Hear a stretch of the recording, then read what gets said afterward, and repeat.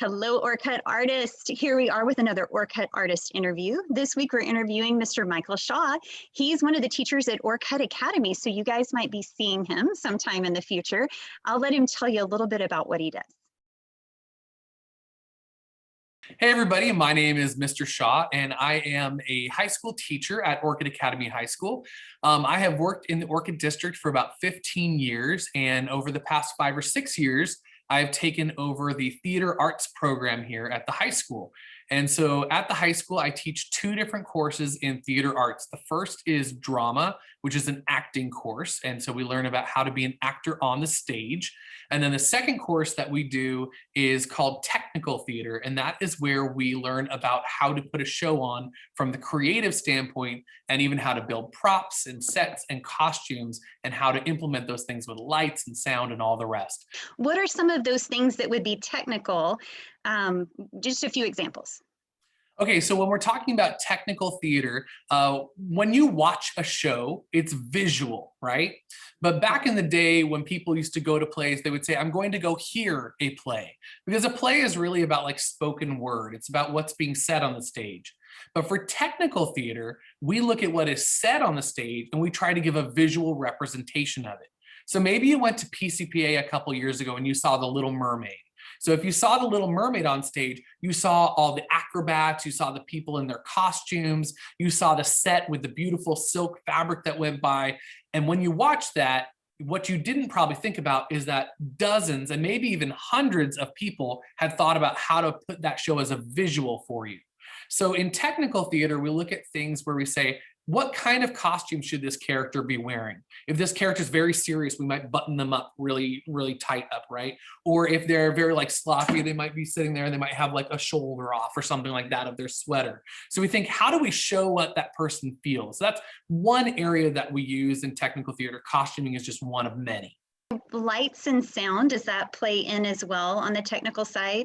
So what we do is we're able to take lighting of a scene and make you feel something different. Because when the lighting is blue, you may feel a little sad, even a little bit cold. When the lighting is really orange or yellow, it may even make you feel hot when you're watching it. So think back to that Little Mermaid play that maybe you saw, and you probably saw a bunch of blues to represent the sea. But then when Ariel got her legs, the lights probably went a little whiter or yellow. That kind of changes the mood. So in class, we deal with that, and we use LEDs as well as regular stage lights on our campus right now, and kids get to explore how to use those. So every little detail makes you feel like you're somewhere. When we put on the play Snow White a few years ago, I was sitting there watching it and something didn't feel right. And one of the students said, we need to add birds chirping because she's supposed to be outside. And we went, oh, that's it. And so we added the sound effect of birds chirping, and that little detail made everybody kind of realize, oh, the trees, the plants around you, and it took you to a new place. So we kind of explore how sound can change that as well in a play. I think it's exciting maybe for our students too to know, like, if you have an interest in these technical things and sound and lighting and these, that they have this really neat artistic application sometimes too, right? In fact, when I was a kid, I went to the Orcutt School District, my alma mater, go Panthers.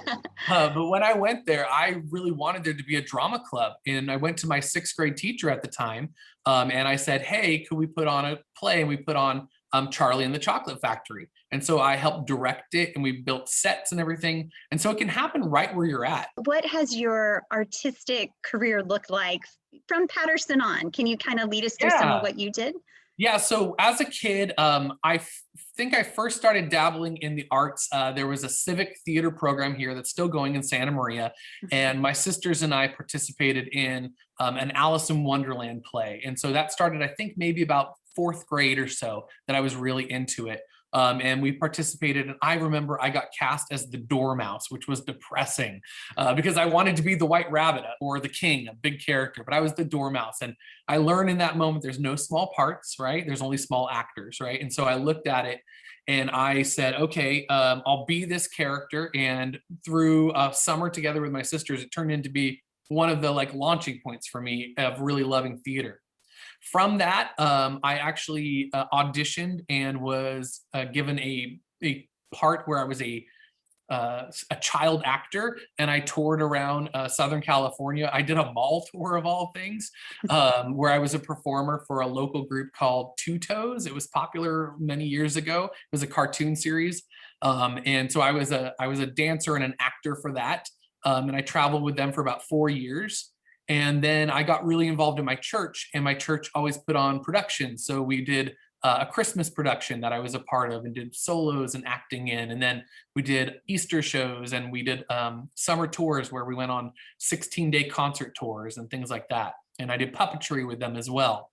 And then I kind of went away from it for a while. And then I had a desire to go back to acting, go back to producing shows. For the past 5 or 6 years, I've gone back into that world. So one of the questions I've been asking is, what do you do with mistakes? I think in theater, we practice and practice and practice so much, hoping to have a perfect show. And there's really no such thing as doing something perfectly. Everything that we do in theater is unique. Every single time we do it, we build it to repeat. And so we put on the show 4, 8, 20 times. And each time we do it, it's a little bit different, because one actor may look at another actor in a different way, and it may get a different response. Maybe they smile differently. Maybe they feel something differently. Maybe the audience is giving them some different energy in that moment. So maybe someone might call it a mistake that the kid said a slightly different line, but I don't look at it as a mistake. I look at it as a new experience. And that's what I love about theater, is that even if you make a flub or a mistake, you say the line wrong, you enter in the wrong spot, it creates something new and fresh, and it's live. Any last thing that you think would be helpful? Anything you want to say to the students? Any thoughts you have for them? Yeah, I think the big thing to remember with drama and theater is it's about being creative, and it's about playing. We talk about going to a play. It's about playing. When I was a kid, I used to play superheroes all the time. I would be Batman, I'd be Wolverine, I'd be all these characters, and I would become them, and I would feel like them, and I get to know what it's like to be like them. And that's what we do in drama. We get to become characters, and we get to feel what it's like to be someone else, and it's fun, and it's exciting, and it starts to give you a bigger heart, because you start to love people more, because you can kind of understand them more. And if you're building things for technical theater, it's the same thing. You start to think about, who is this person and how am I going to show them? And it's just a lot of fun to come together. And it's a place to find friends. It's a place to collaborate and build something, and to be proud of who you are. So drama is just a wonderful place to be. Well, thank you for your time, Mr. Shaw. Thank you so much, everybody. We'll see you on the stage soon enough. Bye.